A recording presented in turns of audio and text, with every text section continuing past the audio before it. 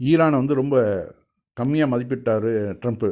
தேவையில்லாமல் இஸ்ரேலுடைய பேச்சை கேட்டு சண்டையில் வந்து இறங்கி இப்போ வந்து வெளியில் நகர முடியாமல் கௌரவ பிரச்சனை, வேறு வழி இல்லாமல் இப்போ பயங்கரமாக அமெரிக்காவுடைய காசு போயிட்டுருக்குது, நஷ்டம் அடைஞ்சிட்ருக்குறாங்க.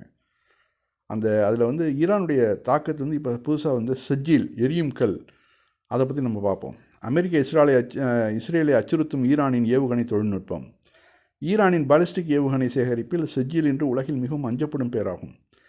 2000 முதல் 2500 கிலோமீட்டர் வரை செல்லும் திறன் கொண்ட இந்த ஏவுகணை இஸ்ரேல் மற்றும் தென்கிழக்கு ஐரோப்பாவின் சில பகுதிகள் உட்பட மேற்கு ஆசிய நாடுகளை சிரமமின்றி குறிவைக்கும் திறன் கொண்டது. கடந்த கால திரவ எரிபொருள் ஏவுகணைகளைப் போலல்லாமல் இது 2 நிலை திட உந்துவிசை தொழில்நுட்பத்தை பயன்படுத்துகிறது.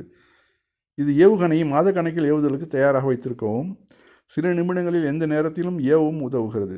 18 மீட்டர் நீளமும் 23 டன்களுக்கும் அதிகமான எடையும் கொண்ட செஜ்ஜில் சுமார் 700 கிலோகிராம் வெடிபொருட்களை சுமந்து செல்லும் திறன் கொண்டது.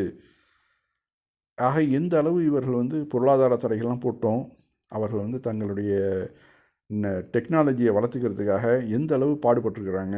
அதுலேயும் வந்து மலைகளை குடைஞ்சு அங்கே தான் இந்த எல்லா ட்ரோன்களும் வைக்கப்பட்டிருக்குதுங்க. ஆனால் அதன் பயண வேகமும் சுறுசுறுப்புமே இதை மிகவும் ஆபத்தானதாக ஆக்குகின்றன.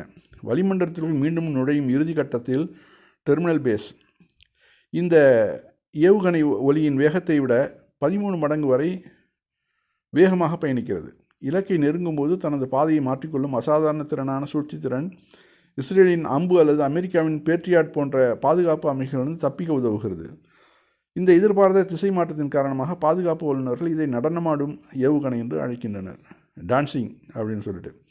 இவற்றை நகரும் ஏவுதளங்களிலிருந்து ஏவ முடியும் என்பதால் எதிரி விமானங்கள் இலக்குகளை கண்டறிவது மிகவும் கடினமாக உள்ளது. மார்ச் 2026 இஸ்ரேல் மற்றும் அமெரிக்க தளங்களுக்கு எதிராக ஈரான் இதை அதிகாரப்பூர்வமாக பயன்படுத்தி இருப்பதால் இந்த எரியும் கல் செஜ்ஜில் மிக ஆபத்தானதாக உணரப்படுகிறது.